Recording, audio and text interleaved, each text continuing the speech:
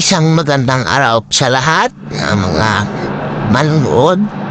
Sa video na to, meron kaming isang hydraulic pump na bubuuin. Resin namin at yung mga internal parts, nilinisan na rin yan lahat, na washing, at ready to assemble na siya.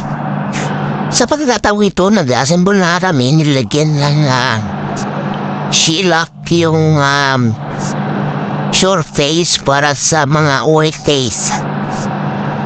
Upang sa ganon hindi siya tumagas, mag-leaking. Yun ang iniiwasan natin, ang mag-leakage. At ito na, inumpisahan ng buuin yung piston i-insert doon sa block niya.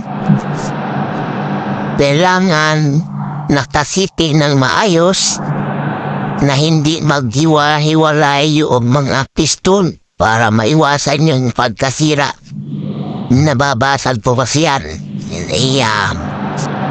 Kung hindi tumama yung test spline, maganit at hindi siya lulusot na maayos. Mag-unpit siya.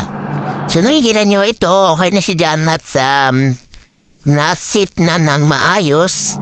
So level kailangan at maglalagay na naman uli tayo dyan ng gasket shellac para dun sa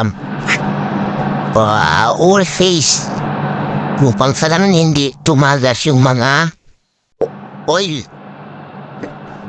May high pressure po kasi yan. Lubricant at saka high pressure. Yeah, yun ang iniiwasan ng tumulok, mag-leaking. At yung block, yung pinaka-head niya,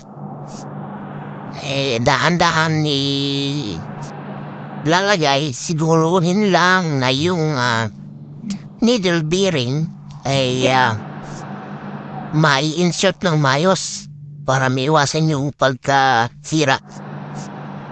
Once na yung needle bearing hindi tumama din sa shaft, yun ang nagiging dahilan para mabasag.